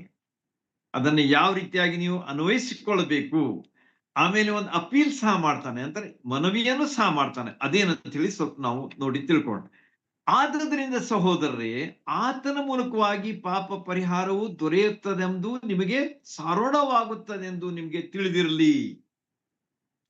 ನೋಡ್ರಿ, ಆತನೀಗ ರಕ್ಷಣೆಯ ಸ್ವಾರ್ಥಿಯ ವಿಷಯವಾಗಿ ಇಲ್ಲಿ ಬಂದು ಮುಟ್ಟಿದ. ಈಗ ಯಾವ ರೀತಿಯಾಗಿ ಆ ಸರ್ಮನ್ ಡೆವಲಪ್ ಮಾಡ್ದ, ಅದನ್ನ ಒಂದು ಏನಂತ ಕ್ಲೈಮ್ಯಾಕ್ಸ್ ತೆಗೆದುಕೊಂಡು ಬಂದ. ಕ್ಲೈಮ್ಯಾಕ್ಸ್ ಅಂದ್ರೆ ಅತಿ ಉನ್ನತವಾದಂತಹ ಒಂದು ಅಂಶಕ್ಕೆ ಆತನ ತೆಗೆದುಕೊಂಡು ಬಂದ ಮೇಲೆ ಈಗ ಆತನ ಏನ್ ಹೇಳ್ತಾನಂತಂದ್ರೆ, ಆತನ ಮೂಲಕವಾಗಿ ಪಾಪ ಪರಿಹಾರವು ದೊರೆಯುತ್ತದೆ ಎಂದು ನಿಮಗೆ ಸಾರೋಣವಾಯಿತು. ಪಾಪ ಪರಿಹಾರ ಯಾಕೆ ಹೋಗ್ತು? ನಮ್ಮ ಪಾಪಗಳನ್ನ ಯೇಸು ಸ್ವಾಮಿ ತಮ್ಮ ಮೇಲೆ ಹಾಕಿಕೊಂಡು, ತಮ್ಮ ಮೇಲೆ ಅದನ್ನು ತೆಗೆದುಕೊಂಡು ಅದರ ಪರಿಹಾರವನ್ನ, ಅದಕ್ಕೆ ಕೊಡಬೇಕಾದಂತಹ ಬೆಲೆಯನ್ನ ಕೊಟ್ಟ ಕಾರಣ ಪರಿಹಾರ ನಮಗ ಸಿಕ್ಕಿತು ಅಂತೇಳಿ ಆತನು ಹೇಳಿ, ಈಗ ನಮಗ ಯೇಸು ಸ್ವಾಮಿಯನ್ನ ನಾವು ನಂಬುವಾಗ ಅದು ನಮಗ ಸಿಗ್ತದೆ ಎಂಬಂತ ಅಪ್ಲಿಕೇಶನ್ ಇಲ್ಲಿ ಆತನು ಕೊಡ್ತಾ ಇದ್ದಾನೆ. ಮತ್ತೊಂದು ಮಾತನ್ನು ನಾವು ನೋಡೋಣ ಇಲ್ಲಿ. ನಿಮಗೆ ತಿಳಿದಿರಲಿ, ಮೋಶೆಯ ಧರ್ಮಶಾಸ್ತ್ರದ ಮೂಲಕ ನೀವು ಬಿಡುಗಡೆ ಹೊಂದಲಾಗದ ಎಲ್ಲಾ ಪಾಪಗಳಿಂದ ಅಂತ ಹೇಳಿ. ಮೋಶೆಯ ಧರ್ಮಶಾಸ್ತ್ರದಲ್ಲಿ ಏನ್ ಹೇಳಿದೆ ಎಂಬುದನ್ನ ನಾವು ತಿಳ್ಕೊಳ್ಬೇಕಾದದ್ದು ಸ್ವಲ್ಪ ಅವಶ್ಯ. ಯಾಕಂದ್ರೆ ಈ ಒಂದು ಅಂಶವನ್ನ ನಾವು ತಿಳ್ಕೊಂಡ್ರೆ ನಮಗೆ ಬಹಳಷ್ಟು ಅದರಿಂದ ಕ್ಲಾರಿಫಿಕೇಶನ್ ಸಿಗ್ತದೆ. ಒಂದು ವಚನ ನೋಡೋಣ ಅಷ್ಟೇ, ಹೆಚ್ಚಿಂದ ಬೇಡ. ಅರಣ್ಯ ಕಾಂಡದಲ್ಲಿ ಬರ್ತಕ್ಕಂತ ಒಂದು ವಚನ, ಅಲ್ಲಿ ಬಹಳ ಸುಂದರವಾದಂತಹ ವಚನ, 15ನೇ ಅಧ್ಯಾಯ 22ರಿಂದ ಮುಂದೆ ಬರ್ತಕ್ಕಂಥ ವಚನಗಳಲ್ಲಿ 15ನೇ ಅಧ್ಯಾಯ ಅರಣ್ಯ ಕಾಂಡ ಅಂದ್ರೆ ಇದು ಮೋಶೆ ಧರ್ಮಶಾಸ್ತ್ರದಲ್ಲಿ ಬರ್ತಕ್ಕಂಥ ವಚನ. 15ನೇ ಅಧ್ಯಾಯ 22ರಿಂದ ನೀವು ಮುಂದೆ ಓದುವಾಗ ಅಲ್ಲಿ ಏನ್ ಹೇಳ್ದೆ ಅಂತಂದ್ರೆ, ನಾ ಎಲ್ಲಾ ವಚನ ಓದುವುದಿಲ್ಲ ಯಾಕಂದ್ರೆ ಸಮಯ ದಾಟ್ತಾ ಇದೆ. 22ರಿಂದ 31 ವಚನಗಳನ್ನ ನೀವು ಓದ್ರಿ. ಈ ಕೂಟ ಆದ್ಮೇಲೆ ಅಥವಾ ನಿಮಗೆ ಸಮಯ ಸಿಕ್ಕಾಗ ಇದನ್ನು ಓದ್ರಿ. ಆಗ ಅಲ್ಲಿ ಏನ್ ಹೇಳ್ತದ ಅಂತಂದ್ರೆ, ತಿಳಿಯದೆ ಮಾಡಿದ ತಪ್ಪಿಗಾಗಿ ದೋಷ ಪರಿಹಾರವನ್ನು ಮಾಡುವ ವಿಧಾನ. ತಿಳಿಯದೆ ಮಾಡಿದ ತಪ್ಪಿಗಾಗಿ, ಪಾಪಕ್ಕಾಗಿ ದೋಷ ಪರಿಹಾರ ಮಾಡುವ ವಿಧಾನ ಅಷ್ಟೇ ಇದೆ. ಅಂದ್ರೆ ತಿಳಿದೇ ಮಾಡಿದಂತಹ ಪಾಪ, ಆದ್ರೆ ತಿಳಿದು ಮಾಡಿದಂತಹ ಪಾಪದ ಬಗ್ಗೆ ಪರಿಹಾರ ಇಲ್ಲ. ಅರ್ಥ ಮಾಡ್ಕೊಡ್ರಿ. ಅರಣ್ಯಕಾಂಡ 15:22-31 ನೀವು ಓದುವಾಗ ತಿಳಿಯದ ಮಾಡಿದಂತಹ ಪಾಪಗಳಿಗೆ ಇಲ್ಲಿ ಪರಿಹಾರ ಮಾಡುವುದಕ್ಕಾಗಿ ಒಂದು ವಿಧಾನ ಕೊಟ್ಟಿದ್ದಾನೆ, ದೋಷ ಪರಿಹಾರ ವಿಧಾನ ಕೊಟ್ಟಿದ್ದಾನೆ. ಆದ್ರೆ ತಿಳಿದು ಮಾಡಿದಂತಹ ಪಾಪಕ್ಕೆ ದೋಷ ಪರಿಹಾರದ ಅಲ್ಲಿ ವಿಧಾನ ಇಲ್ಲ ಅಂತ ಹೇಳಿ ನಾವು ಅಲ್ಲಿ ಕಾಣ್ತೇವೆ. ಆದ ಕಾರಣ ಯೇಸು ಸ್ವಾಮಿ ಅವರು ಶ್ರೇಷ್ಠರಾಗಿದ್ದಾರೆ, ಅಥವಾ ಯೇಸು ಸ್ವಾಮಿಯವರಿಂದಲೇ ನಮಗೆ ಪಾಪ ಪರಿಹಾರ ಸಿಗ್ತದೆ. ಅದಕ್ಕೆ ಆತನ ಏನ್ ಹೇಳ್ತಾ ಇದ್ದಾನೆ ಅಂತಂದ್ರೆ, ಮೋಶೆ ಧರ್ಮಶಾಸ್ತ್ರದ ಮೂಲಕ ನೀವು ಬಿಡುಗಡೆ ಹೊಂದಲಾಗರಿರಿ. ಮೋಶೆ ಧರ್ಮಶಾಸ್ತ್ರದಿಂದ ನೀವು ಬಿಡುಗಡೆ ಹೊಂದಲಾರಿರಿ ಅಂತ ಹೇಳ್ತಾನೆ ನೇರವಾಗಿ. ಈ ಒಂದು ವಚನವನ್ನ ನಾವು ಆಧಾರವಾಗಿ ತೆಗೆದುಕೊಂಡು ಅದನ್ನ ತಿಳ್ಕೊಳ್ಬೇಕು. ಆಮೇಲೆ ಏನಾಗ್ತದೆ ಅಂತಂದ್ರೆ, ಪಾಪಗಳಿಂದ ನಂಬುವವರೆಲ್ಲರೂ ಆತನ ಮೂಲಕವಾಗಿ ಬಿಡುಗಡೆ ಹೊಂದಿದರು. ಯಾರ ಮೂಲಕವಾಗಿ? ಯೇಸು ಸ್ವಾಮಿಯವರ ಮೂಲಕವಾಗಿ. ಕಾರಣ, ಆ ಪಾಪದ ಶಿಕ್ಷೆಯನ್ನು ಯೇಸು ಸ್ವಾಮಿ ತಾವೇ ತೆಗೆದುಕೊಂಡದ್ರಿಂದ ನಮಗೆ ಅದು ಬಿಡುಗಡೆ ಸಿಕ್ಕಿತು. ಆಮೇಲೆ ಏನಾಗ್ತದೆ ಅಂತಂದ್ರೆ, ನೀತಿವಂತರೆನಿಸಿಕೊಳ್ತಾರೆ. ವಿ ಆರ್ ಜಸ್ಟಿಫೈಡ್ ಎಂಬುದಾಗಿ. ನಾವು ನೀತಿವಂತರಾಗಿ ಎಣಿಸಲ್ಪಡ್ತೇವೆ ಯಾವಾಗ ನಮ್ಮ ಪಾಪಗಳು ಪರಿಹಾರವಾದಾಗ, ಪಾಪದ ಶಿಕ್ಷೆ ಹೊರಟು ಹೋದಾಗ, ನಾವು ದೇವರ ಮಕ್ಕಳಾದಾಗ ನಾವ್ ಏನಾಗ್ತೇವೆ ಅಂತಂದ್ರೆ ನೀತಿವಂತರೆನಿಸಿಕೊಳ್ಳುತ್ತೇವೆ. ಹೀಗಿರಲಾಗಿ ಪ್ರವಾದಿ ಗ್ರಂಥದಲ್ಲಿ ಹೇಳಿರುವುದು, ನಿಮಗೆ ಸಂಭವಿಸದಂತೆ ನೋಡಿಕೊಳ್ಳಿರಿ ಎಂಬುದಾಗಿ ಈಗ ಮನವಿ ಮಾಡ್ತಾನೆ. The last portion of that message or that ಪ್ರಸಂಗ ಈಸ್ ಮನವಿ. ಈಗ ನಾವು ಎಷ್ಟಾ ವಿಷಯಗಳನ್ನ ಸ್ಪಷ್ಟವಾಗಿ ನಾವು ದೇವ್ರ ಈ ಭಾಗದಲ್ಲಿ ನಾವು ಕಂಡುಕೊಂಡಿದ್ವು. ನಮ್ಮ ಪಾಪಗಳು ತಿಳಿಯದೆಯೂ ಮಾಡಿದಂತಹ ಪಾಪಗಳಾಗಿರೋದ್ರಿಂದ ಪರಿಹಾರ ನೀತಿ ನಮಗ ಧರ್ಮಶಾಸ್ತ್ರದ, ಮೋಶೆ ಧರ್ಮಶಾಸ್ತ್ರದಲ್ಲಿ ಇಲ್ಲ. ಅದು ಕೇವಲ ಯೇಸು ಸ್ವಾಮಿಯವರಲ್ಲಿಯೇ ಇದೆ ಎಂಬುದು ನಮಗ ಅಲ್ಲಿ ನಾವು ಕಂಡುಕೊಂಡೆವು. ಆಮೇಲೆ ನಾವು ನೀತಿವಂತರು ಆದೆವು. ಮೋಶೆ ಧರ್ಮಶಾಸ್ತ್ರದಲ್ಲಿ ನೀತಿವಂತರಾಗುವುದಕ್ಕೆ ಅವಕಾಶ ಇಲ್ಲ. There is no provision in the law of Moses to become justified. Justify ಆಗೋದಕ್ಕೆ ಅವಕಾಶನೇ ಇಲ್ಲ. ಆದ್ರೆ ಯೇಸು ಸ್ವಾಮಿಯವರನ್ನ ನಂಬುವಾಗ ಪಾಪಗಳ ಪರಿಹಾರ ಆಗಿ ನಾವು ನೀತಿವಂತರಾಗುವ ಅವಕಾಶ ನಮಗೆ ಉಂಟು ಅಂತೇಳಿ ಈ ಭಾಗದಿಂದ ಪೌಲನು ಸ್ಪಷ್ಟೀಕರಿಸ್ತಾನೆ. ಅಷ್ಟೇ ಅಲ್ಲದೆ ಮೋಶೆ ಧರ್ಮಶಾಸ್ತ್ರದಲ್ಲಿ ಶುದ್ಧ ಆಗುವುದಿಲ್ಲ. ಮನಸಾಕ್ಷಿ ಚುಸ್ತಿರ್ತದೆ ಯಾವಾಗಲೂ. Always our conscience will be pricking. ನೀನು ಆ ತಪ್ಪು ಮಾಡ್ದಿ, ನೀನು ಆ ಸುಳ್ಳು ಹೇಳ್ದಿ, ನೀನು ಆ ಸಿಟ್ಟು ಮಾಡ್ದಿ, ನೀನು ಈ ಕಳವು ಮಾಡ್ದಿ, ನೀನು ಇಲ್ಲಿ ತಪ್ಪು ಮಾಡ್ದಿ ಎಂಬುದಾಗಿ ಅದು ನಮಗೆ ಯಾವಾಗ್ಲೂ ಚುಚ್ಚುತ್ತಿರ್ತದೆ. Because our conscience is not clear. ಅದು ಶುದ್ಧ ಆಗ್ಲಿಲ್ಲ ಮೋಶೆ ಧರ್ಮಶಾಸ್ತ್ರದಲ್ಲಿ. ಆದ್ರೆ ಯೇಸು ಸ್ವಾಮಿ ಅವರನ್ನ ನಾವು ನಮ್ಮ ಸ್ವಂತ ರಕ್ಷಕನಾಗಿ ನಂಬುವಾಗ ಪಶ್ಚಾತ್ತಾಪ ಪಟ್ಟು ನಮಗೆ ಶುದ್ಧವಾಗ್ತೇವೆ, ನೀತಿವಂತರಾಗ್ತೇವೆ. ಒಳ್ಳೆ ಮನಸ್ಸಾಕ್ಷಿಯೂ ಸಹ ನಮಗೆ ಸಿಗ್ತದೆ. ಅದು ಒಳ್ಳೆ ಮನಸ್ಸಾಕ್ಷಿ ಅದು ನಮಗೆ ಯಾವಾಗಲೂ ಹೇಳ್ತಿರ್ತದೆ, ಇದು ಮಾಡ್ಬೇಡ್ರಿ, ನೀನು ಸುಳ್ಳು ಹೇಳಬೇಡ, ನೀನ್ ತಪ್ಪು ಮಾಡ್ಬೇಡ, ನೀನು ಸ್ಕೋಪ್ಕೊಳ್ಬೇಡ, ನೀನು ಇದನ್ನ ತಪ್ಪು ಮಾಡಬೇಡ ಎಂಬುದಾಗಿ ಅದು ಯಾವಾಗಲೂ ನಮಗೆ ಸೂಚಿಸ್ತಿರ್ತದೆ, ತಿಳಿಸ್ತಿರ್ತದೆ. ಮನಸ್ಸಾಕ್ಷಿ ವಿಲ್ ಬಿ ಶಾರ್ಪ್ ಎಂಬುದನ್ನ ನಾವು ಈ ಭಾಗದಿಂದ ಸ್ಪಷ್ಟವಾಗಿ ಕಂಡುಕೊಳ್ತೇವೆ ಮತ್ತು ಇದನ್ನ ಅನುಭವದಲ್ಲಿ ಸಹ ನಾವು ತಿಳ್ಕೊಂಡಿರ್ತೇವೆ. ಆದ ಕಾರಣ 41ನೇ ವಚನಕ್ಕೆ ಪೌಲ ಬರುವಾಗ ಆತನ ಒಂದು ಮಾತು ಹೇಳ್ತಾನೆ. ಮತ್ತೊಂದು ವಚನ ತೆಗೆದುಕೊಳ್ತಾನೆ. Again it takes a reference of the Old Testament.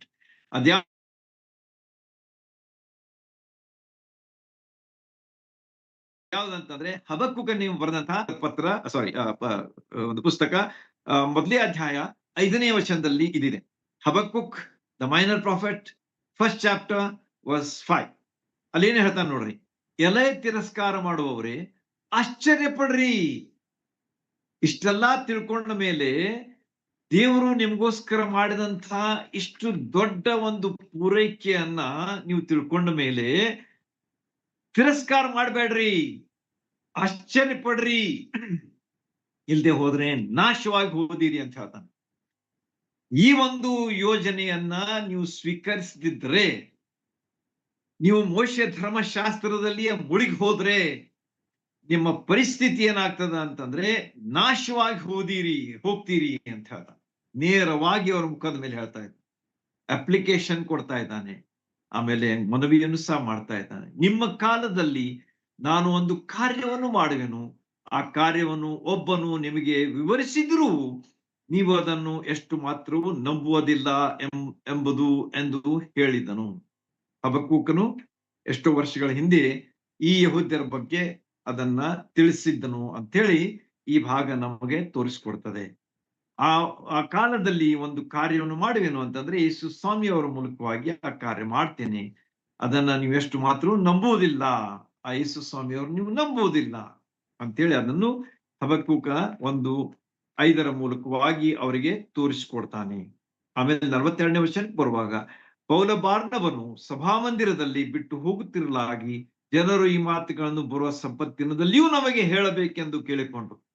ನೋಡ್ರಿ, ಇಷ್ಟು ಸುಂದರವಾದಂತಹ ಒಂದು ಪ್ರಸಂಗವನ್ನ, ಬಹಳ ಪವರ್ಫುಲ್ ಪ್ರಸಂಗವನ್ನ, ಹಳೆ ಒಡಂಬಡಿಕೆಯ ಬಹಳಷ್ಟು ಭಾಗಗಳನ್ನ ತೆಗೆದುಕೊಂಡು ಅವರಿಗೆ ತಿಳಿಸಿದಂತಹ ಒಂದು ಪ್ರಸಂಗವನ್ನ ಅವ್ರು ಏನ್ ಮಾಡಿದ್ರು ಅಂತಂದ್ರೆ ನಂಬದೇ ಹೋದ್ರು ಅಂತ ಹೇಳಿ ಅಲ್ಲಿ ನಾವು ಕಾಣ್ತೇವೆ.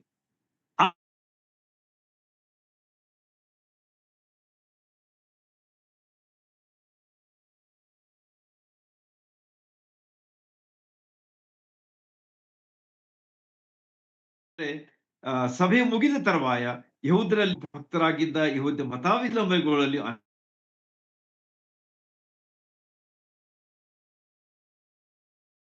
ಅನೇಕರು ಪೌಲ ಬಾರ್ನಬರನ್ನ ಹಿಂಬಾಲಿಸಿದ ಜನರು ನಂಬಿದ್ರು ಕೂಡ. ಅಲ್ಲಿ ಯಹೂದ್ಯ ಮತಾವಲಂಬಿಗಳು ನಂಬಿದ್ರು, ಅನ್ಯರು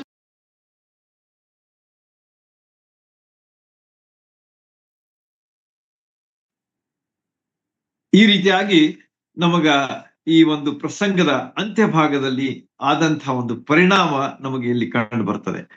ಅದೇನಂತಂದ್ರೆ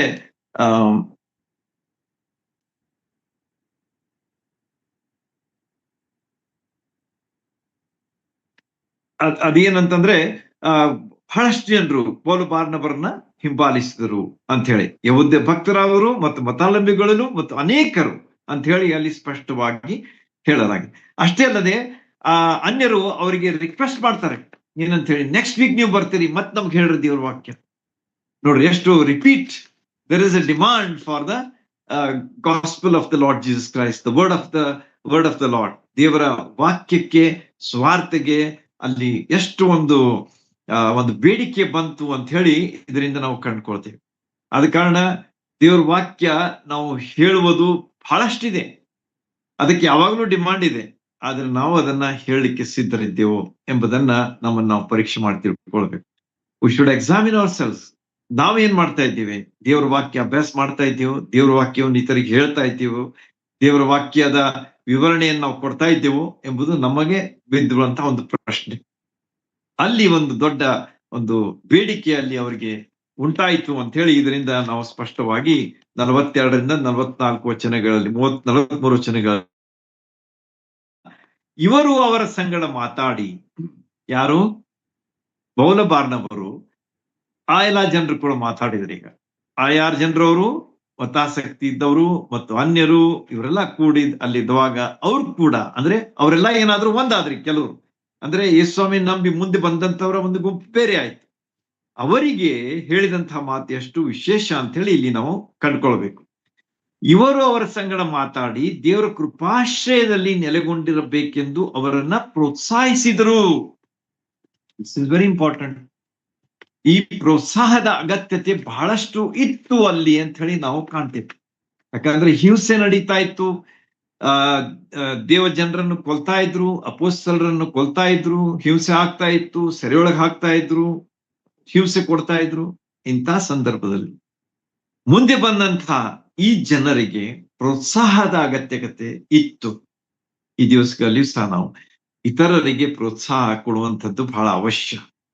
ಆತ್ಮೀಯ ವಿಷಯಗಳಲ್ಲಿ ಅವರಿಗೆ ನಾವು ಪ್ರೋತ್ಸಾಹ ಕೊಡ್ಲೇಬೇಕು. We have to encourage them to grow in the grace and the knowledge of the Lord Jesus Christ. ಆದ ಕಾರಣ ಪೇತ್ರ ತನ್ನ ಪತ್ರದಲ್ಲಿ ಹೇಳ್ತಾನೆ, ಗ್ರೋ ಇನ್ ದ ಗ್ರೇಸ್, ದೇವರ ಕೃಪೆಯಲ್ಲಿ, in the knowledge of the Lord Jesus Christ, ಆತನ ಜ್ಞಾನದಲ್ಲಿ ನೀವು ಬೆಳೆಯಿರಿ ಎಂಬುದಾಗಿ ಅವರನ್ನ ಪ್ರೋತ್ಸಾಹಿಸ್ತಾನೆ. ಅದೇ ರೀತಿಯಾಗಿ ನಾವು ಸಹ ಪ್ರೋತ್ಸಾಹಿಸಬೇಕಾದದ್ದು ಅವಶ್ಯ. ಮತ್ತು ಇದನ್ನು ಪೌಲ ಬಾರ್ನಬರು ಅಲ್ಲಿ ಮಾಡಿದ್ರು, ಪಿಸಿದ್ಯದ ಅಂತ್ಯಯೋಕ್ಯದಲ್ಲಿ ಅವರು ಮಾಡಿದ್ರು ಅಂತ ಹೇಳಿ ನಾವು ಇಲ್ಲಿ ಕಾಣ್ತೇವೆ. ಇನ್ನೊಂದು ನಾವು ಕೆಲವು ವಚನಗಳಿವೆ, ಆದಷ್ಟು ಬೇಗನೆ ಮುಗಿಸ್ತೇನೆ. ಮುಂದಿನ ಸಬ್ಬತ್ ದಿನದಲ್ಲಿ ಸ್ವಲ್ಪ ಕಡಿಮೆ ಊರೆಲ್ಲ ದೇವರ ವಾಕ್ಯವನ್ನು ಕೇಳುವುದಕ್ಕೆ ಕೂಡಿ ಬಂತು. See what a demand. ಪಿಸಿದ್ಯ ಅಂತ್ಯಯುಗದಲ್ಲಿ ಜನ ಏನಾಗ್ಬಿಟ್ರು ಅಂತಂದ್ರೆ ಒಂದು ಗ್ರೇಟ್ ಡಿಮಾಂಡ್ ಬಂದ್ಬಿಡ್ತಾನೆ. ಊರಿಗೆ ಊರೇ ಬಂದ್ಬಿಡ್ತು ಅಂತ ಹೇಳ್ತಾ ಇದ್ದಾರೆ. ಅದು ಲೆಕ್ಕ ಹಾಕ್ರೆ ನೀವು. ಅಂದ್ರೆ ಎಲ್ಲಾರು ದೇವರ ವಾಕ್ಯದ ಕಡೆಗೆ ಆಕರ್ಷಿತರಾದ್ರು. They are attracted towards the word of the Lord Jesus Christ and the gospel of the Lord Jesus Christ ಎಂಬುದನ್ನ ಈ ಭಾಗ ನಮಗೆ ತಿಳಿಸ್ತದೆ. What an exciting thing it is, isn't it?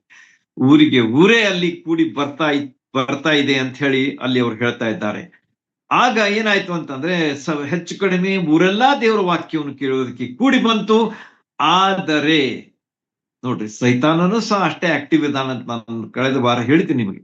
ಆ ಸೈತಾನನಿಗೆ ಈಗ ಸಹಿಸ್ಲಿಕ್ಕೆ ಆಗ್ತಾ ಇಲ್ಲ. ಯಾಕಂದ್ರೆ ಯೇಸು ಸ್ವಾಮಿ ಕಡೆಗೆ ಜನರು ತಿರುಗ್ತಾ ಇದ್ದಾರೆ, ರಕ್ಷಣೆ ಹೊಂದ್ತಾ ಇದ್ದಾರೆ. ಮತ್ತು ವಿವಿಧ ಮತಾಸಕ್ತಿಯುಳ್ಳವರು ಸಹ ತಿರುಗ್ತಾ ಇದ್ದಾರೆ ಯೇಸು ಸ್ವಾಮಿ ಕಡೆಗೆ ಎನ್ನುವಾಗ ಅವನಿಗೆ ಬಹಳಷ್ಟು ಕಸಿ ವಿಷಯ ಆಯ್ತು. ಅವನೇನ್ ಮಾಡ್ಬಿಟ್ಟ ಅಂತ, let me also become active ಅಂತ ಹೇಳಿ ಅವನೇನ್ ಮಾಡ್ಬಿಟ್ಟ ಅಂತಂದ್ರೆ ನೋಡ್ರಿ ಏನ್. ಆದರೆ ಜನರು ಗುಂಪು ಗುಂಪಾಗಿ ಬರುವುದನ್ನ ನೋಡಿ ಯಹೂದ್ಯ ಮತಾಭಿಮಾನದಿಂದ ತುಂಬಿದವರಾದರು. ನೋಡ್ರಿ, ಮತಾಭಿಮಾನ, ದಟ್ಸ್ ಅ ರಾಂಗ್ ಸ್ಪಿರಿಟ್. ತಪ್ಪಾದ ವಿಷಯಗಳಲ್ಲಿ ನಾವು ಅಭಿಮಾನ ಪಡುವಂಥದ್ದು, ದಟ್ಸ್ ಅ ರಾಂಗ್ ಸ್ಪಿರಿಟ್. ನಾವು ಸತ್ಯವಾದದ್ರಲ್ಲಿ ಅಭಿಮಾನ ಪಡಬೇಕೇ ಹೊರತು ನಾವು ಮತಾಭಿಮಾನ ಪಡುವಂತರಲ್ಲಿ ಯಾವ ಅರ್ಥ ಇಲ್ಲ. ಸತ್ಯದಲ್ಲಿ ನಾವು ಯಾವಾಗಲೂ ಅಭಿಮಾನ ಪಡಬೇಕು. ಆ ಸತ್ಯ ಏನಂತಂದ್ರೆ ಯೇಸು ಸ್ವಾಮಿ. ಯೇಸು ಸ್ವಾಮಿಯನ್ನು ಬಿಟ್ಟು ಏನೂ ಇಲ್ಲ ಎಂಬುದನ್ನ ನಾವು ತಿಳಿದ ಕಾರಣ ಬೇರೆ ವಿಷಯಗಳಲ್ಲಿ ನಾವು ಅಭಿಮಾನ ಪಡುವುದರ ಅವಶ್ಯಕತೆ ಇಲ್ಲ. ಈಗ ಏನ್ ಮಾಡಿದ್ರು ಇವರು ಅಂತಂದ್ರೆ, ಯಹೂದ್ಯ ಮತಾಭಿಮಾನದಿಂದ ತುಂಬಿದವರಾಗಿ ಪೌಲನು ಹೇಳಿದ ಮಾತುಗಳಿಗೆ ಎದುರು ಮಾತಾಡ್ಲಿಕ್ಕೆ ಶುರು ಮಾಡಿದ್ರು. ಇಷ್ಟೊತ್ತೇನಿತ್ತು, ಪ್ರಸಂಗ ಒಬ್ಬನೇ ಮಾಡ್ತಾ ಇದ್ದ. ಪೌಲ ಬಾರ್ನಬರು ಒಟ್ಟಾಗಿ ಆ ಒಂದು ಪ್ರಸಂಗದಲ್ಲಿ ಭಾಗವಹಿಸಿದ್ರು ಅಂತ ಹೇಳಿ ನಾವು ನೋಡ್ತೇವೆ. ಆದರೆ ಈಗ ಅವ್ರೇನ್ ಮಾಡ್ತಾ ಇದ್ದಾರೆ ಅಂತಂದ್ರೆ ಎದುರಿಸ್ಲಿಕ್ಕೆ ಶುರು ಮಾಡಿದ್ರು, ವಿರೋಧಿಸ್ಲಿಕ್ಕೆ ಶುರು ಮಾಡಿದ್ರು. ಮುಂದೆ ಏನ್ ಮಾಡ್ತಾರೆ ನೋಡ್ರಿ, ಹೇಳಿದ ಮಾತುಗಳಿಗೆ ಎದುರ್ಚಂಡಿಸುತ್ತಾ ದೂಷಣೆ ಮಾಡುತ್ತಾ ಇದ್ರು, ದೂಷಿಸ್ಲಿಕ್ಕೆ ಶುರು ಮಾಡ್ಬಿಟ್ರು. What a horrible thing it is. ನೋಡ್ರಿ, ಸೈತಾನ್ ಎಷ್ಟು ತನ್ನ ಆಕ್ಟಿವ್ ಆಗಿ ಇಲ್ಲಿ ಕಂಡು ಬರ್ತಾ ಇದ್ದಾನೆ. ಆಗ ಪೌಲನು 46ನೇ ವಚನ, ಆಗ ಪೌಲನು ಬಾರ್ನಬನು ಧೈರ್ಯದಿಂದ ಮಾತಾಡಿದ್ರು. ಇಲ್ಲೇನ್ ನೋಡ್ತೇವೆ? ಪವಿತ್ರಾತ್ಮನ ಕಾರ್ಯವನ್ನು ನೋಡ್ತೇವೆ. Acts of the Holy Spirit ಅಂತ ಹೇಳಿ ನಾನು ಹೇಳ್ತಿರ್ತೇನೆ. ನಾನು ಅಲ್ಲಿ ಈ ಭಾಗದಲ್ಲಿ ನಾವು ಅದನ್ನು ಮತ್ತೆ ನೋಡ್ತೇವೆ, ಯಾವ ರೀತಿಯಾಗಿ ಪವಿತ್ರಾತ್ಮ ತನ್ನ ಕಾರ್ಯ ಮಾಡ್ತಾ ಇದ್ದಾನೆ. ಪೌಲ ಬಾರ್ನಬರಿಗೆ ಧೈರ್ಯ ಕೊಡ್ತಾ ಇದ್ದಾನೆ. ಯು ಸ್ಪೀಕ್, ನೀವು ಮಾತಾಡ್ರಿ, ಈಗ ನೀವು ಅಂಜಿ ಕುಳಿತುಕೊಳ್ಬೇಡ್ರಿ, ಯು ಸ್ಪೀಕ್ ದ ಟ್ರೂತ್ ಅಂತ ಹೇಳಿ ಅವರಿಗೆ ಅಲ್ಲಿ ಹೇಳುವುದು ನಮಗೆ ಇಲ್ಲಿ ಕಂಡು ಬರ್ತದೆ. ಧೈರ್ಯದಿಂದ ಮಾತಾಡಿ ದೇವರ ವಾಕ್ಯವನ್ನು ಮೊದಲು ನಿಮಗೆ ಹೇಳುವುದು ಅವಶ್ಯವಾಗಿತ್ತು. ಪೌಲ ಹೇಳ್ಬಿಟ್ಟ ಏನಂತ ಹೇಳಿ, ಯಹೂದ್ಯರಿಗೆ ನಾವು ಸ್ವಾರ್ಥಿಯನ್ನ ಸಾರುವುದು ನಮ್ಮ ಮೊದಲನೇ ಒಂದು ಕರ್ತವ್ಯ ಆಗಿತ್ತು. ನಾವು ಅದನ್ನು ಮಾಡಿದೀವಿ. ನಿಮ್ಮ ಮಧ್ಯದಲ್ಲಿ ಬಂದು ಅದನ್ನ ನಾವು ಮಾಡಿದ್ದೇವೆ. ದೇವರ ವಾಕ್ಯವನ್ನು ಮೊದಲೇ ನಿಮಗೆ ಹೇಳುವುದು ಅವಶ್ಯವಾಗಿತ್ತು. ಆದರೆ ನೀವು ಅದನ್ನ ತಳ್ಳಿಬಿಟ್ಟಿರಿ. ಆ ಸ್ವಾರ್ಥಿಯನ್ನ ನೀವು ಸ್ವೀಕರಿಸಲಿಕ್ಕೆ ಸಿದ್ಧರಿಲ್ಲ.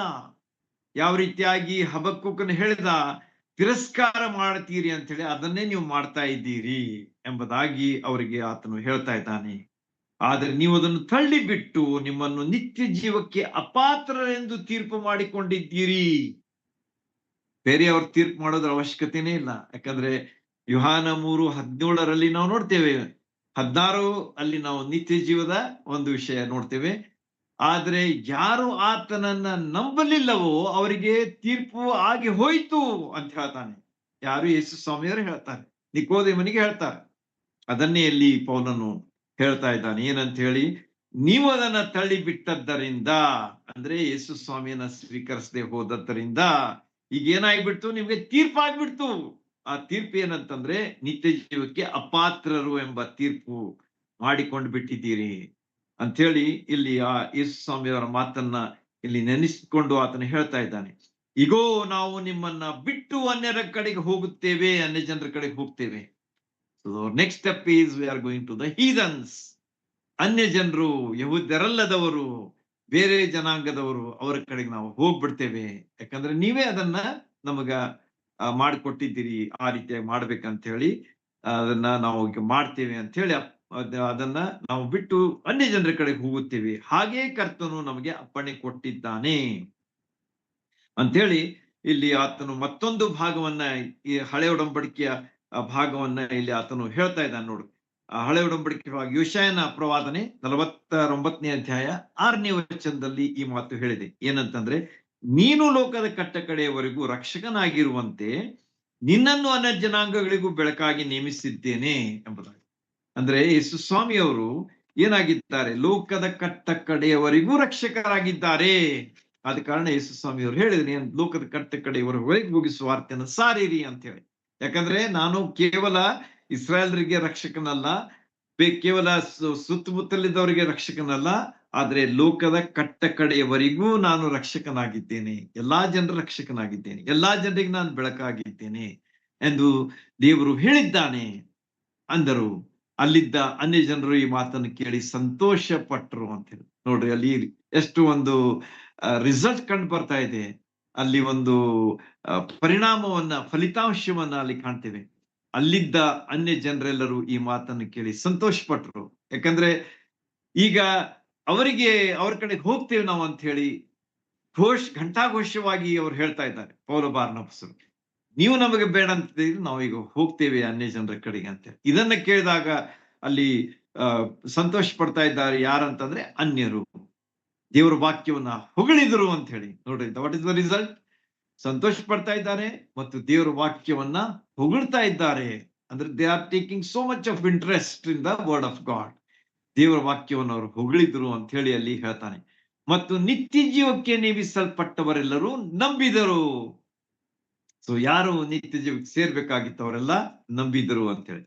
ಇಲ್ಲಿ ಪರಿಣಾಮಗಳನ್ನ ನಾವು ನೋಡ್ತೀವಿ. ದೇವರ ವಾಕ್ಯವನ್ನ ಹೊಗಳಿದ್ರು ಮತ್ತು ಅಲ್ಲಿ ಯೇಸು ಸ್ವಾಮಿಯನ್ನ ನಂಬಿದ್ರು.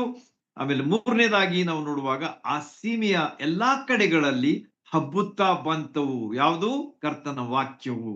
ಆ ಸೀಮೆಯ ಎಲ್ಲಾ ಕಡೆಗಳಲ್ಲಿ, not limited, all the places around that area ಅಂತ ಹೇಳಿ ಹೇಳಲಾಗಿದೆ.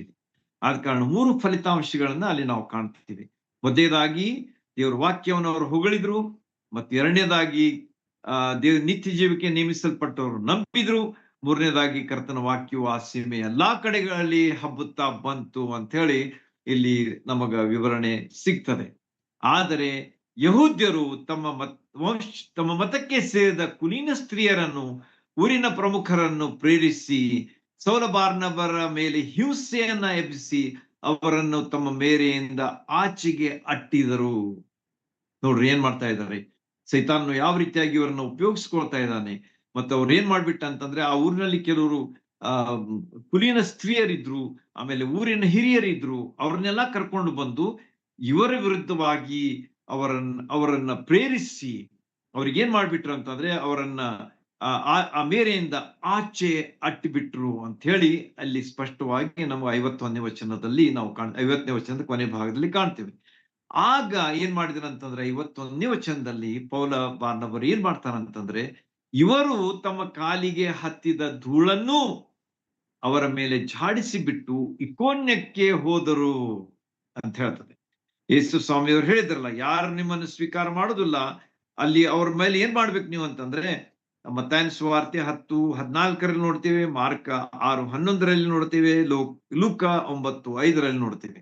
ನಿಮ್ಮನ್ನ ಯಾರು ಸೇರಿಸ್ಕೊಳ್ಳೋದಿಲ್ಲ ಅವರಿಗೆ ಆ ಧೂಳನ್ನು ಝಾಡಿಸ್ರಿ, ಆ ಧೂಳು ಅವರಿಗೆ ಸಾಕ್ಷಿಯಾಗಿರ್ಲಿ ಅಂತ.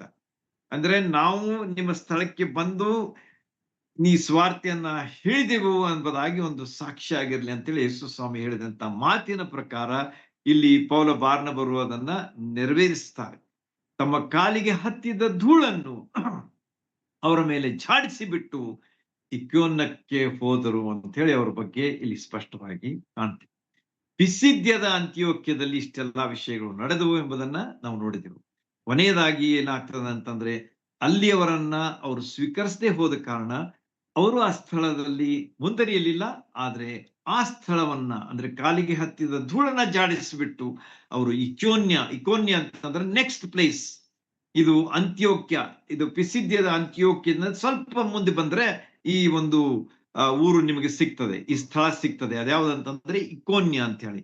ಆಮೇಲೆ ಏನಾಯ್ತಂತಂದ್ರೆ ಶಿಷ್ಯರಾದವರೆಲ್ಲರೂ ಸಂತೋಷಪೂರ್ಣರು, ಪವಿತ್ರಾತ್ಮ ಭರಿತರು ಆದರು. ನೋಡ್ರಿ, ಅದೊಂದು ಮತ್ತೊಂದು ಪರಿಣಾಮ ಇಲ್ಲಿ ನಾವು ನೋಡ್ತೇವೆ. ಇದೇನಂತಂದ್ರೆ ಸಂತೋಷ ಪೂರ್ಣರು ಅಂದ್ರೆ ಪೂರ್ಣ ಸಂತೋಷ ಅವರಲ್ಲಿ ಉಂಟಾಯಿತು. ಅಷ್ಟೇ ಅಲ್ಲದೆ ಪವಿತ್ರಾತ್ಮ ಭರಿತರು ಅಂತಂದ್ರೆ ಪೂರ್ಣವಾಗಿ, ಅಂದ್ರೆ ಪೂರ್ಣವಾಗಿ ಅಲ್ಲಿ ಪವಿತ್ರಾತ್ಮನಿಂದ ಅಲ್ಲಿ ಅವರು ಕಂಡು ಬರ್ತಾರೆ, ತುಂಬಿಸಲ್ಪಟ್ಟವರಾಗಿ ಅಲ್ಲಿ ನಮಗೆ ಕಂಡು ಬರ್ತಾರೆ. ಈ ರೀತಿಯಾಗಿ ಈ 52 ವಚನಗಳಲ್ಲಿ ಬರ್ತಕ್ಕಂತ ಈ ಒಂದು ಪ್ರಸಂಗ ಮತ್ತು ಅದರ ಮುಂದೆ ಆದಂತಹ ಅದರ ಅಪ್ಲಿಕೇಶನ್ಸ್ ಮತ್ತು ಅದರ ಅಪೀಲ್, ಅದಾದ ಮೇಲೆ ಏನೇನಾಯ್ತು, ಎಲ್ಲಾ ವಿಷಯಗಳನ್ನ ದೇವರು ನಮಗೆ ಸ್ಪಷ್ಟವಾಗಿ ತಿಳಿಸಿದ್ದಾನೆ. ಆದ ಕಾರಣ ನಾವು ಯಾವ ರೀತಿಯಾಗಿ ಯಾವಾಗಲೂ ದೇವರ ವಾಕ್ಯವನ್ನ ಹೊಗಳೋರಾಗಿರ್ಬೇಕು, ದೇವರ ವಾಕ್ಯವನ್ನ ಸಾರುವವರಾಗಿರ್ಬೇಕು, ಮತ್ತು ನಾವು ದೇವರ ವಾಕ್ಯದ ವಿಷಯದಲ್ಲಿ ಹೆಚ್ಚಾದ ಆಸಕ್ತಿಯಿಂದ ಇತರಿಗೆ ತಿಳಿಸುವಂತವರಾಗಿರ್ಬೇಕು. ಆತ್ಮಗಳ ರಕ್ಷಣೆ ಯಾವ ರೀತಿಯಾಗಿ ಆಯ್ತು ಆ ರೀತಿಯಾಗಿ ನಾವು ಸುವಾರ್ತೆಯನ್ನು ತಿಳಿಸುತ್ತಾ ಅದನ್ನ ನಾವು ಪ್ರಯತ್ನದಲ್ಲಿರ್ಬೇಕು. ಸಂತೋಷ ಪೂರ್ಣರು, ಪವಿತ್ರಾತ್ಮ ಭರಿತರಾಗಿ ಈ ಲೋಕದಲ್ಲಿ ಆತನ ಸಾಕ್ಷಿಗಳಾಗಿ ನಾವು ಇರ್ಬೇಕಾದದ್ದನ್ನ ಈ ಭಾಗದಿಂದ ನಾವು ಕಲ್ತಿದ್ದೇವೆ. ಹೀಗೆ ಮಾಡುವುದಕ್ಕೆ ದೇವರು ತನ್ನ ಸಹಾಯ ಮಾಡ್ಲಿ. ದೇವರ ನಾಮಕ್ಕೆ ಸ್ತೋತ್ರವಾಗಲಿ.